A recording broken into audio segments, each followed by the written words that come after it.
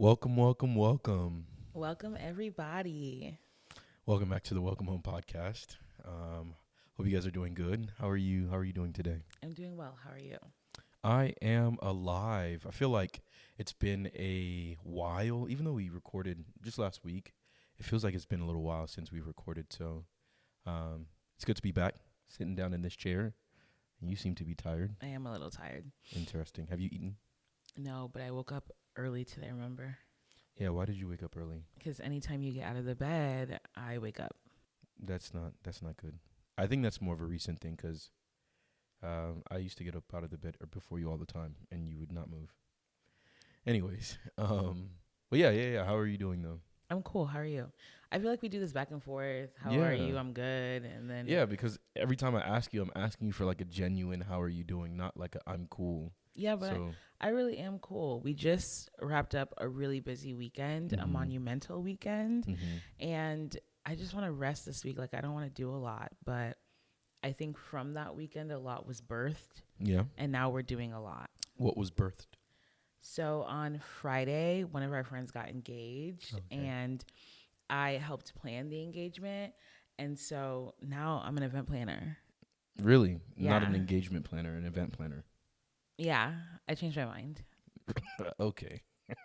Okay. So for those who don't know, um, Bernice wants to take on this new venture, and here's the thing. And Sean doesn't want to let me. No, it's not that. It's just I told her like event planning, engagement planning, whatever you want to call it, is a big commitment, right? Other Mhm. people are riding on you, your diligence, your efficiency, your organization. Yeah. And I know my wife. I know her when she gets frazzled and overwhelmed. And that's like one of the number one jobs, to get frazzled and overwhelmed. So I don't think you know me in that setting well. Ah. Like I think that you not even I think you see me in like an admin in a planning mode when it comes to like our home and stuff, Mhm. and things that we even have in our home or maybe like family events type stuff. Mhm. But I don't think that you've seen me like in my element outside of our home stuff. Yeah, I mean, I'm not even necessarily doubting that you would be great at it. Obviously, you've done stuff like it throughout the year and over the years.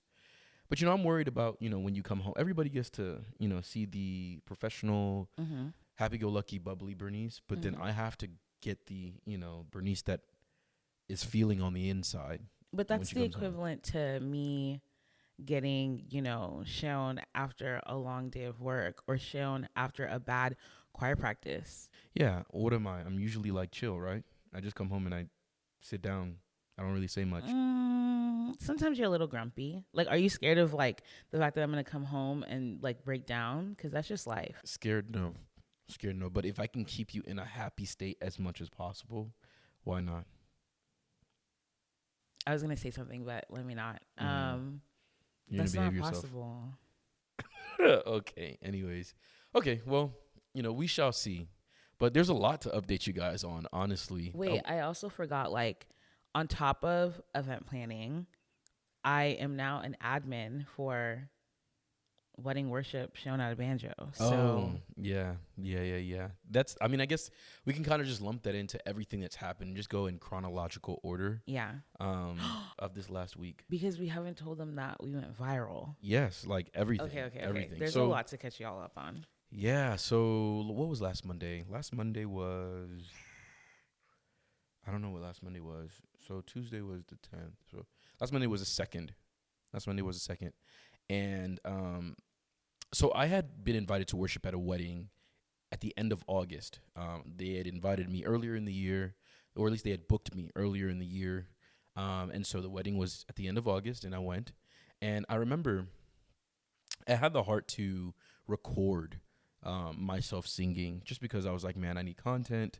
Now that I don't have a job, I need to put myself out there in different ways so that we can earn an income in some way. Yeah. And so I went there with the heart to record. And from the moment I got there, when I was practicing with the pianist at least, I started to sing, started to record myself. My wife did the same thing. And then she was like, you should get some content of the space itself so that you can make some content for TikTok or really social media. I was like, yeah, so I'll do that. So for those who know, I've actually gotten into cinematography and videography this year. And so all the stuff that I've been doing has been with my camera. And so this time around, I was like, man, let me just record on my phone. I really don't have the energy to like set up camera and, do all that type of stuff. So I recorded with my phone. I recorded like 3 different takes of me worshiping. And that was really it, right? I also got B-roll, which I ended up putting together to make another piece of content. But then, Monday night, the 2nd of September, comes around. It's late at night. And I'm like, man, I haven't posted on socials in like a couple of weeks. And the name of the game is consistency. So let me just, edit this short clip on my phone, get about a minute's worth of content, and just slap some captions, right? So people understand what I'm saying. I genuinely almost didn't post it because the audio I felt like was too reverby. The acoustic was too much. And I just felt like the average person wouldn't be able to hear me and understand what I'm saying. Yeah. But I was like, you know what? Let me post it late at night so that at least if I wake up and then nothing has happened, like I don't feel bad about I don't feel bad about myself. So I post it. And, I've had posts this year that do well within the first 30 minutes to an hour, right? A couple hundred views. And that's what happened with this post. So it wasn't anything like unusual within the first couple of hours. But what I will say is that there was a lot of engagement very quickly. Engagement being like likes and comments and things of that nature, which was dope, right? I wasn't used to that in that aspect. So then I go to sleep and I wake up and the video has amassed like 6,000 views, which again, I think the highest amount of views that I had on a video prior to this one was like about 5K. So I was like, this is my best performing video. That's pretty dope. Not too much went into it and it's doing well. By the end of the day, it was at like 20K. And this was like shocking to me because I was like, okay, I've never experienced this type of, exposure before. This terrain is new to me. And now I'm looking to my wife like, okay, so what should I expect here and what should I expect there? And she was like, well, since you got past 10 and you're at 20, you're probably going to get to 50. So I go to sleep and I wake up and it's at 50. And then she's like, depending on what happens, you're either going to get to 100K or you're going to taper off. So I had gotten to like 80 or 90 again, maybe midday. And she was like, you're definitely going to hit 100K. And then I was like, okay, so what happens when I get 100? And she's like, one of 2 things is going to happen. You're either going to plateau around like 200,000 or 300,000, or you may hit 1 million. And at that particular point in time, I'm like, 1 million is a feat. Like there's 900,000 more views that I would need to get on this thing. And lo and behold, actually, that's not even what happened. So she then capitalizes on the fact that I'm going like a little viral, and she makes content in tandem with the singing video that I posted. Well, technically, I was already going to make content. One thing about me, you don't need to tell me to make content. content. No, but I mean as it relates to me, because I know you're going to make content for the wedding, but you tailored that video like to the wedding singer. Well, it was always going to be a come with me to a wedding that my husband is going to sing at, because there's like I wasn't invited, like I wasn't a guest, makes sense. It was always going to be that type of video. And back in the day, when we were dating, I would make like come with me to my boyfriend's ministration videos. Yeah. So I was going to tailor that to be the exact same thing, but it got really specific when I was then like, oh, like let me promote this and like let's make a website for it.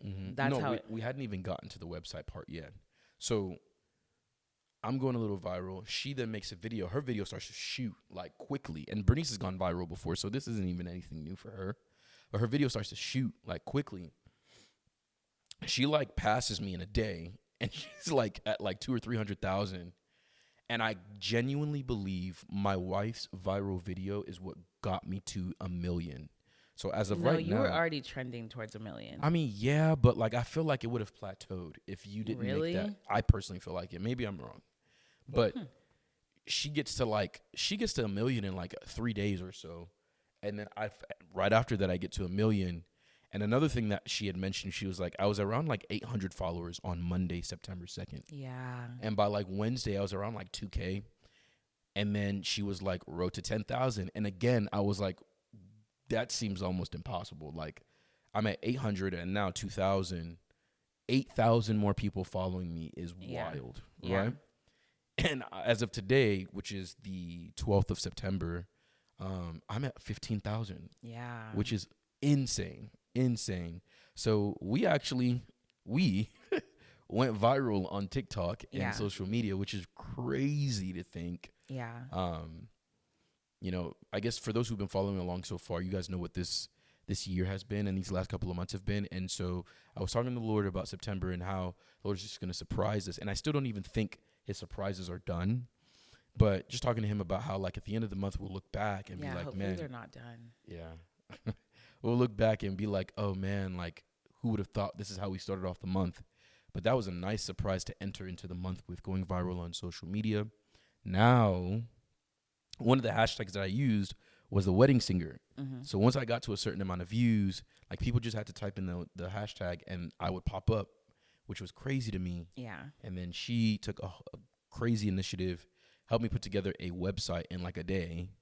And we've gotten a lot of inquiries for me to come and sing at weddings between now and next year. You know what the crazy part is? When I made my video, we hadn't made the website yet. Yeah, yeah. So I literally was like, oh, click the link in my bio and book him. Like, not even really like it wasn't a for real thing. Mm-hmm. And then people are actually like DMing me on some like there's no link in your bio. Yeah. And I was like, oh my gosh, like, we need to make a website. Yeah. Like, we need to go. Yeah. So I am now taking inquiries for weddings. If anyone listening or watching has a wedding coming up and you would like for me to come and worship specifically at the wedding, I would do so. I'm not necessarily opposed to singing other songs, but I'm really trying to stay within that niche. So if you want me to come on, also my wife has to come along, just to let you guys know. Yeah, so if y'all are going to plan to like fly him to Dubai for your wedding, go ahead and book 2 tickets, because me and him are both coming. We're a package deal, okay? I'm the PA. Hey. You know, the funny thing, I was telling her, like, I could never call her my PA on my own. She's like, yeah, you should just let me call you that. Let me call myself that for you. And I was like, I guess the weird girl math that takes place, I'll just let it be. Yeah. If you don't know what a PA is, it's a personal assistant. Mm-hmm. But yeah, okay, so that was like one of the things that happened. We went viral, which is crazy. I think another thing was just, I guess, the big thing that we've been preparing, or I've been preparing for all year, which is Rabbi, the live recording. Yes. And it finally happened. Glory be to God. God is so good. Yeah. God is so good. Mm-hmm. For those who are listening, this was a huge thing of faith. And to be at this point where we were able to do it, people came. People were blessed by the grace of God. It was amazing. It was fruitful. Yeah. I don't want to talk about it too much in depth, because I think I'll have some content coming out for it within the coming months. But I guess from your vantage point, how would you say, the live recording went? It was good. I feel like we have to like break down like how it all happened. Mm-hmm. So in like October of last year, you had the inkling of you wanting to do it. Mm-hmm. In January, we bought a camera because you wanted this release. I bought the camera in October, actually. Oh, really? Yeah, it was the same month I bought it, but I updated or upgraded the camera in like at the end of January, like February. So I don't think we bought it that soon. No, I did. I bought the camera. Maybe I didn't have mine. No, I didn't have. I bought mine first. Oh, okay, and gotcha. Then I went to buy you one because you weren't going to use the Canon anymore. Yes. The G7X. Yes, so I got you a 6400. No, I got you a ZV-E10 first. Yeah. 6400, and then we went back to the ZV-E10. Yes. So then, from like January until really up until the live record. Actually, no. When was your last Rabbi video? You like stopped. July. Okay, so it was either July or June. So from January to like June or July, he's documenting this entire process on his personal YouTube channel. Mm-hmm. At this time, you're also exercising this new talent of cinematography. Mm-hmm. And then we get to like, June or July, and now it's like go time. Yeah. What do you have to do to raise $10,000? Yeah. Go ahead. No. I mean, I still, I haven't raised the entire amount. Yeah. But I mean, I'm trusting the Lord for that. The point of the matter is, once July came around, like we were 2 months away from September. In my mind, I kept telling her as well, September's here, right? So yeah, I need to practice with the BGVs. I need to have all the arrangement of the music taken care of. I need to practice with the instrumentalists. And there were different plans that we had prior to the live recording that, adjusted along the way. But there were so many things that we had to take care of. And I knew that July and August would just like fly by because we're working towards a goal. And it did, right? But like I said, we got to the day. Now, as far as the day is concerned, there were a lot of logistics that we had to take care of, getting the actual venue set up. With sound, arranging the instruments, making sure that, the area where the audience or the people that came would stand is marked, and other details from a hospitality standpoint as well. My wife played an instrumental role in that, making sure that, people who were guest ministers, were preaching, were sponsors or donors were taken care of as well. I thoroughly enjoyed that. Yeah. Like I thoroughly enjoyed that part. Yeah. Like I'm realizing that I am really good with like admin. Mm-hmm. So like volunteers were taken care of, like you said, our sponsors, our guest ministers. Yeah. Making sure that like I had one person, which I won't tell you who, but I had one person just kind of like linger around you and give me an update on like who. I asked her to be around me. It wasn't her, so good. My person was discreet. But basically, like, someone should just kind of be around you to, like, feel you out and be like, oh, like, I feel like he's this, or no, like, he's good. And so I just had a lot of fun doing that. Like, I would do a live recording again. I would, but I think I would do it bigger and more efficiently. But that'll come with time. So I guess as far as the day, when it gets to the actual live recording part, a big part that I did not account for, seeing that this was my first live recording, was all of the technical difficulties that would come up. Like, it's a live recording, right? So for those who don't know, live recordings, and as much as the artist rehearses thoroughly, you'll find that a lot of live recordings, they'll redo music over and over again to get the best take. There are different elements to it in that regard. And I originally didn't plan to redo the songs. I thought we had practiced thoroughly enough to be able to cover each song once and get a great take once. And that wasn't the case, for lack of better words. Honestly, I don't even understand like how we didn't factor any of that in, considering like events, there's always something that goes wrong in an event. Like, we experienced so many different things going wrong in our wedding. Why would we like not like, we just thought, oh, everything's gonna like run smoothly, and that's just like not exactly what happened, especially whenever you're having like so many moving parts, and anytime that there's people involved, something is bound to go wrong. For sure. But it was a learning experience. Needless to say, we just took an extra hour of the allotted time, which was great. The venue in itself was free by the grace of God. Yes. So there wasn't really much in that regard. But everybody was really accommodating. Everybody was really understanding. And we were able to get takes for virtually all the songs that we can work with. And hopefully we'll put together a great project.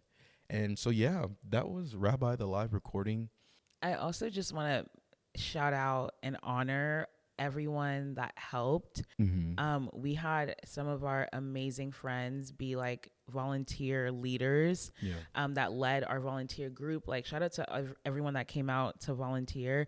I think we like announced that we needed volunteers a couple of days before, and people actually showed up and showed out for us. Like, shout out to all the instrumentalists that came from different places to like be there for us, our friends that came from different places to be there for us. We had a friend that she was in town on Friday, went back to Dallas, and then on Sunday she came back for the live recording, and that was just like, that was so thoughtful. We also had like pastors from the Gap, Pastor Dara, and his wife come down to Houston. I know his wife, but okay. I don't know if I should put pastor in front of it. Like, I don't know. Oh, I see. So just like, let me just say his wife. They came down to support us. All our sponsors that donated. Our family that came and showed out for us. Like, we're just so thankful for everyone that, even if they weren't able to make it, like the encouraging messages were just like I thank God for you guys. Yeah, I think one thing I was telling my wife, I'm not used to like support rather in a particular way. I'm just used to kind of like taking care of things on my own, knocking it out, and moving on to the next thing, right? And I can say for the first time, really in my life, I felt a level of support in something that I was doing like never before. And again, I just want to honor everybody that, you know, from friends to family that was there, overextended themselves, donated, worshipped with me, was understanding as far as all the roller coaster of everything. So I'm super grateful. Makes me feel like I'm not alone, and I don't have to worry about doing things by myself like I have grown accustomed to doing. So yeah. Yeah, that was amazing.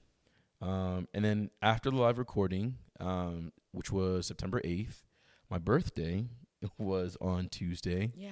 And I turned 27. Dang, you're old. Yeah. I'm just trying to be like you. You're not funny. I feel like somebody's going to laugh at that. Yeah, so I turned 27. It was a great birthday. It was a chill birthday. When I was 25, I didn't have the best birthday. I haven't had a lot of great birthdays, to be honest. But I think in hindsight, there were just a bunch of things psychologically that just played a role into me not having a great birthday. Anyways, when I was 25, I decided from now on till I go meet the Lord, I'm going to be intentional about honoring the day that the Lord gave me life. And so I did just that, right? I went when I turned 24. So when I turned 25, I went skydiving when I was 25. 26 was also very intentional. I got things that I wanted. I did things that I wanted. And 27, not being in the same position financially, it was just kind of like, okay, how can I be intentional today? And it was great hanging out with bros. Went to brunch, went to dinner with some really, really good friends of mine, close friends of mine. And I got a camera that I've been wanting since I started this whole journey in videography. And it is actually what we're using to film right now. So I'm so, so grateful for that. It wasn't a big extravaganza, but it was exactly what I would want it to be given the circumstances. So my birthday was well spent as well. Yeah. Sean does this thing where I genuinely feel like he like forgets to mention me. Really? Yeah. I just feel like it's probably like automatically understood, you know? No, I want my flowers. Okay. My wife had me do a scavenger hunt in the house when I came home from brunch on my birthday. Yeah. And it was nice. Thank you. Yeah, she was the reason I found out that I got a new camera. There we go. Before these people think, oh my gosh, she's just sitting there like, what did she do? He had brunch and dinner with the bros. Okay. And I guess nothing happened. No, that context is important. Some people will probably like assume the worst. No, yeah, they're going to assume the worst. Like at the live recording, I genuinely thought you were going to forget me. No, that day I wasn't going to forget you. And I was about to be like, it's not even like a thing of like, oh my God, look at me. It was more of like the optics look like. No, I understand. He hates her. No, okay, that's very strong. What is that word that you used that? I talk in hyperbole? Yes. Bernice is so dramatic. Like, oh my gosh. Like she'll say things and it'll be like, oh, and you'll be like, this is what you said and this is what you meant. She's like, oh, no, I didn't mean that at all. Well, sometimes I do. Like, that's actually how I feel. Because most times girls talk like this. Like, if I were to be like, oh my gosh, she didn't even mention me in a video, he hates me, my friends will also be on some, yeah, don't you think that's a little extreme? No, not really. In a girl world, like, that's just what it is. Like, because if he loved you, he would have remembered you. Anyways, no. And also, I just want to say, I don't struggle to remember Bernice in as much as she said that. Yeah, I don't. Like, 85% of my life is thinking about Bernice. So I don't really struggle to remember her. Where's the other? 15%? Yeah. I mean, I have to have some portion, like, for other things in life, you know? I guess. Okay. Anyways,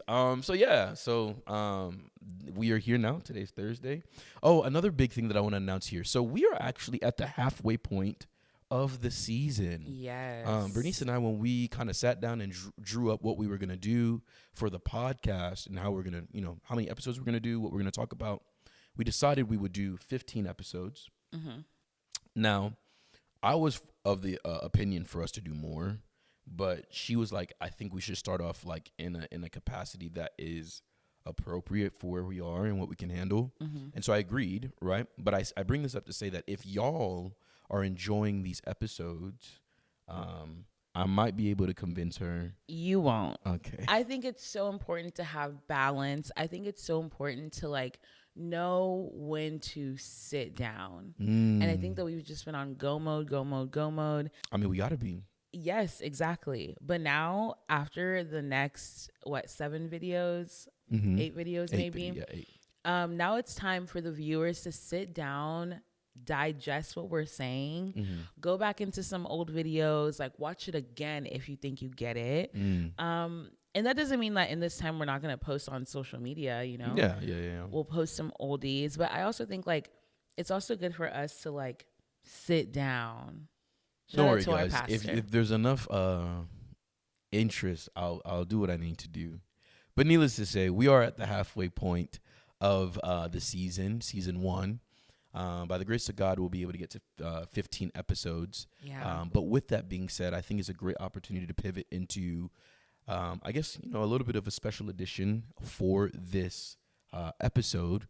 And we're actually going to ask some questions that, some people have asked, others may be interested to know the answers to, and just kind of give a little bit of insight to us as a couple and as individuals as well. Yeah. And so I'll actually throw it your way just to kind of take us off. Okay. Like, am I going to ask you stuff? Yeah, you can ask me stuff. How did we meet from your vantage point? So, for those who don't know, Bernice is like 15 years older than me. I am. He's little bro. And I pulled up to college, and she, for whatever reason, was still at school, even though she's 15 years older than me. No, I'm messing around. Bernice is a year older than me. And no, I'm 15. You're little bro. Listen, I don't have a problem being little bro. Okay. If these are the perks of little bro, I'll be little bro to the day I die. And you will be. Anyways, so I went to school in West Texas. For those who don't know, we've already mentioned this in previous episodes, so it's not a secret. I went to school at Texas Tech. So did my wife, and she had already been there for a year. And we met in choir practice. So I had been looking for a church in Lubbock for 3 weeks. On the 3rd week is where I found what would become my church home for the next 4 years. And I sang, and I posted it on social media. So there were a couple of people that knew about that.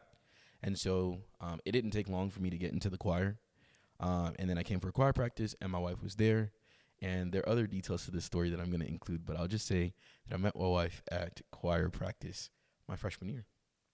What did you think? What did I think about what? Like, did you look at me and you were like, oh my God, no, wait, you were dating someone?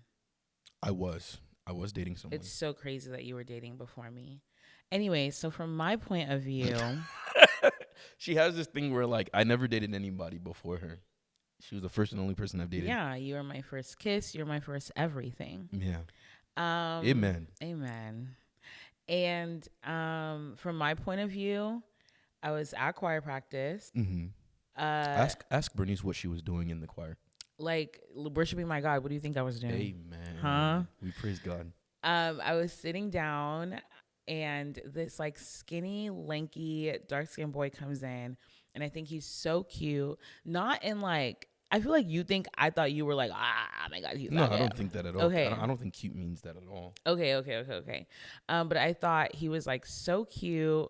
And then he goes, hi guys, my name is Sean, and I'm a freshman. That's not what I said. First off, that's how you sounded like. They were Africans there, so I said my name is Sean. No, you said Sean. No, I said my name is Sean. You said Sean. Anyways. You said Sean. Anyways. And he was like, hi guys, my name is Sean, and I'm a freshman. And I was like, oh, he's actually not that cute. And that's how we met. That's how we met. Like, I was like, what? I was like 9. You were like, I was 19. About to turn 18. No, I was about to turn 19. Really? Yeah. You came into college as a 19-year-old? I came into college as an 18-year-old. My birthday's at the beginning of the school year. Oh, okay, gotcha. So then weren't you going to turn 18? No. I should have been, like, my mom tells me when I was younger. Oh, you got held back? No, I didn't get held back. Please don't put that on me. God forbid.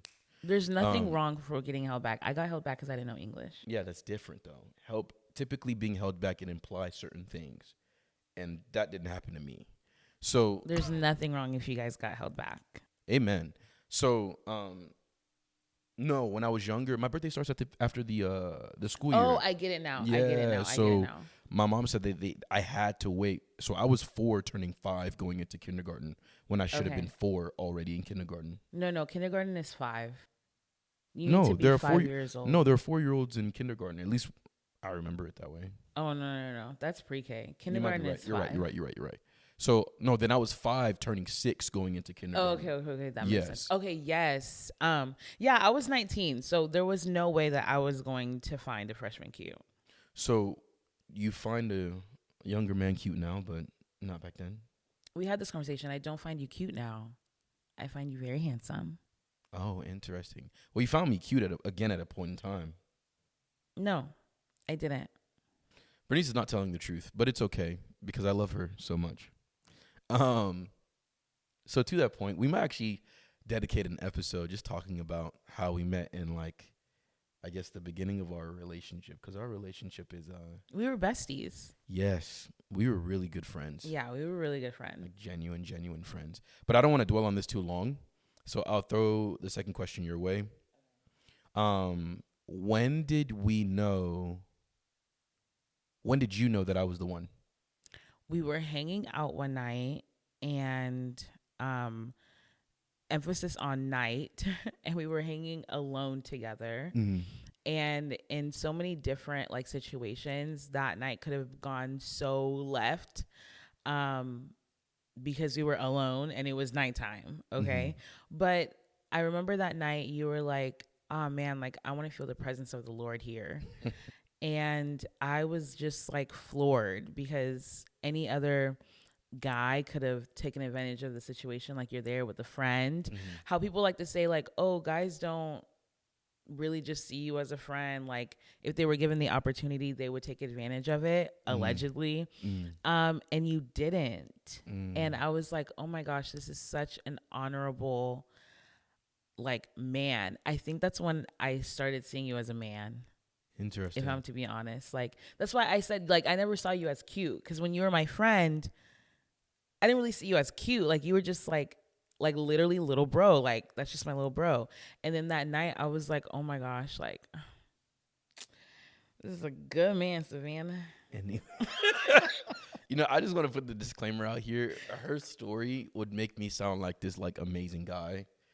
I was not that great. Oh, that's a story for another day. But in that moment, I thought that moment. And that was genuine, right? Like my desire for the Lord in that moment was true, right?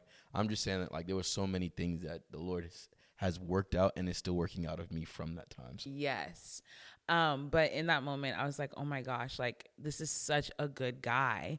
And maybe I had never like experienced like this type of like respect from a guy before, that I just thought that this was like kingdom come, like this is what I want. I see. And so then I remember the very next day, I remember going to bed after he said, I want the presence of the Lord here. Like he worshiped and that was our night. Mm-hmm. And I remember praying to God that night and I was like, God, I want a guy like him. Emphasis on like him, because I didn't necessarily think that like I could attain a guy that would do that for me always. And then the very next day I called my best friend and I was like, I have found my husband. Like, this is it. Like this is it. And then, you can end the story there. Are you sure? You can end the story there. If people care enough, we'll continue the story. I quickly changed my mind after. We'll see. Okay, you can actually ask me the next question. Okay, let me pull it up. The next question is, what is the hardest and best part of ministry? Hardest. My answer for this, I feel like, is going to change as I grow in the Lord. Of course. Right now, the hardest part of ministry is the responsibility that I have to serve others. Like, in as much as like that's the most important thing that we're called to do in ministry and in the faith, that's also the hardest thing. You're good with people, so I'm surprised that you said that. Yeah, but people are people, right? Like, people are the apple of God's eye, but they're also like the bane of humanity's existence. Like, I don't know how to explain it, but serving people can be hard. Yeah. Dealing with personalities, dealing with tendencies and characteristics, dealing with inconsistencies. That's the hardest part. But I think I will also answer and say the best part is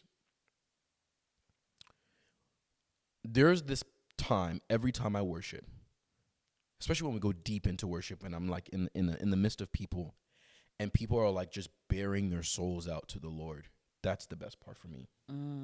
When I have experienced the Lord, I know personally, in the secret place, and I'm brought to tears, brought to revelation of who Christ is, or there's joy in my heart, or there's an assurance and a peace, whatever it may be that the Lord wants to minister to me in that place by myself. And then I get to lead people to that same place in a corporate setting. Best thing ever. That's good. I love it when people, like an audience, sings together. I think I've always said that that's the best choir, not one that contains a whole bunch of cold worshipers, but like people who are just genuinely wanting to seek the face of the Lord and being in that space. Oh man, nothing like it. Yeah, that's good. Yeah. I'll ask you question 4. If money wasn't an option, what would you be doing? If money wasn't an option, I would be, man, I'm about to get emotional. Oh gosh. Honestly, there's no job in this world that I would want. Yeah. Like, I feel it. I don't want to work. Yeah, I feel it. So I feel like my answer isn't going to be like, it's not going to make sense, but I just want to be a mom. Like, I just want, actually, no, it still applies. Like, if money wasn't an option, like I didn't have to like physically like go to work, I would just be a mom of like 800 billion kids. Like, I just want to be a mom. That's crazy. So that's it. 800 billion is crazy. I mean, however the Lord wants to bless me, but we can always adopt too. Like, yeah, I think Bernice and I are definitely going to do that. Yeah, me too. For sure. At least one. At least 5. But yeah, for Adoptions? Sure. Yeah. Oh, wow. You think we're going to have a lot of money in the future? I love your faith. I don't think you need, you might need money to have No, you need a lot of money to adopt a child. Really? A lot of money. It's not a cheap thing. How do you know? Because we have some friends that have adopted, and I've looked into adoption over the years. Really? Because I knew who I was going to marry. Oh. That's not cheap. Interesting. Anyways. Well, in America, maybe. Like, if we adopt from, like, Angola. No. It doesn't matter. I mean, unless we go to Angola, maybe. Yeah. But if we wanted to be in America and adopt a kid, even from anywhere else in the world, it's not a cheap thing. I would want to go back to our home countries. Yeah. You wouldn't want to adopt a kid from, like, China or something? Whatever the Lord wants. And you're laughing, but I'm being so serious because I believe that our forever church, like the church that we're going to end up at, is going to be multicultural, multi-generational, because that's what heaven looks like. Yeah. And so if our home is multicultural, a baby in need, Bernice is here. No worries.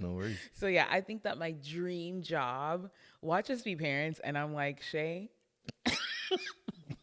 get these kids out of take them back. Take them back. But yeah, if money wasn't an option, like I would be a mommy. But and like if you want to know like corporately, I guess, I think I would just be a founder of many businesses. Yeah. Like I have my hands in so many things. I would want to manage and oversee so many different things. So entrepreneurship, really. Yeah, I think Bernice and I definitely have an entrepreneurship spirit, or entrepreneurial spirit on us. We've been prophesied that before, but I think just like all the different ideas we have and the grace that the Lord has given us, there's definitely gonna be something entrepreneurial in the future. Yeah. Okay. I know we have a couple more questions before we round up here. Let me pull up a question that I have for you. Question 5 is here. I want you to ask me question 5. Okay, give me a second. Let me pull it up. Oh, okay. Describe your first year of marriage in one word with no context. Sorry. This is easy. Suffering. Wow. Mm-hmm. Wow. Mm-hmm. Okay. No context, right? That's what you told me. No, we can give them a little context. So, I'm literally going to give you guys a bunch of like cliffhangers so that you're forced to let us know if you want to know more. Bernice and I did a lot of things wrong prior to marriage. A lot of things wrong that by the grace of God, he is either healing or has healed us from. With that being said, the journey to healing has been one of suffering. I'll say this. Regardless of us doing things correctly or not, I personally believe suffering is a part of marriage, but not in the way that I'm talking about, right? So that, my people who have had blissful marriages, they don't come for me. Suffering in the aspect of dying to self. Yeah. Suffering in the aspect of denying yourself or putting the person you're with first. Mm-hmm. That is suffering to the carnal man. And there were a lot of parts of me at the beginning of marriage that were carnal, that were fleshly, that were earthly. And likewise. And that's underneath all that we brought into marriage. Yes. When we've said that we are not the standard for marriage, there is no, we cannot stress enough the truth behind that. We're not one to give, let me not say that. We're not one to say, oh, do it the way that we did it, because the way that we did it, I don't think was honoring to the Lord all the way through. Yes. So because of that, and I was telling one of my friends recently, or a couple of my friends recently, we've had to endure the unlearning and undoing of the wrong things that we've done. Yes. Right? To whereby now I can turn my back and fall backwards and know that she's going to find a way to catch me. But that wasn't always the case. Yeah. Someone DM'd me actually yesterday, and they were like, oh my gosh, you guys are such an inspiration for those of us that want to be in y'all's position. And that was just marriage and doing ministry together. And it reminded me when we were doing premarital counseling, and our pastor was like, ultimately, what do you guys want? And we both were like, we just want to do ministry together. And he was like, yeah, so y'all are in no position to do ministry together. Yeah. I need y'all to sit down and open the book of life. And I only realized that yesterday when he messaged me that, oh my gosh, this is doing ministry together. Mm-hmm. And I'm so thankful that God has seen us through so many things. Yeah. And that he will continue to mold us to be the individuals, but also the unit that he originally made us to be. And to be getting the opportunity to sit here and do ministry in this way with you, one, I don't think we would have ever imagined that this is a little bit of what it would look like. Mm-hmm. But two, I'm just so thankful that this is the reality. Yeah. And it was birthed out of suffering, if we're to be completely honest. For sure. I do want to say that the beginning of marriage doesn't have to be suffering in the way that we experienced it. No matter what anyone tells me, no matter how great their communication is, mm-hmm. how well they know their partner, there is dying to self and denial of self that is hard to learn when you get into this construct that God has created called marriage. It's going to be difficult. You live your whole life thinking about yourself first, even if you know the Lord. Yeah. I know the Lord, and then me after. Yeah. And then you get into a construct where it's no longer you after Jesus. It's your person. That's not easy to acclimate to, but it can be done by the grace of God. But yeah, the first year I would describe it as suffering. Cool. But I thank God for it. Amen. Yeah. Is there any other question you want me to ask you before you round up? Yes, there's one last question, and then we can wrap it up. Alrighty. We said we wanted a short video, and it's probably gonna be 40 minutes. Very much. Okay. What would be your ideal future, and where do you want to end up? I think ultimately, my ideal future would be like you, me, some kiddos doing ministry, whatever that looks like, ultimately. And then where I would want to end up is we always have this dream of like being in like a plot of land with a comfortable house. Yeah. With all our kids and like some sort of like lake and like a woodsy area. And that would just be like my ideal future with you. And then we just like live out our days there as our kids grow and leave us and grandkids. Yeah. What about you? No, I'm with that. I'm with that. Serving the Lord, and just a whole bunch of land to look at. I'm a huge like thinker, and I do some of my best thinking just in open space, in open terrain. So, I pray that that's within the will of the Lord. Amen. I really do too. Because we've wanted that for a long time, but the Lord could put us in a castle in the middle of Scotland. I wouldn't be opposed to that either. I don't know about that.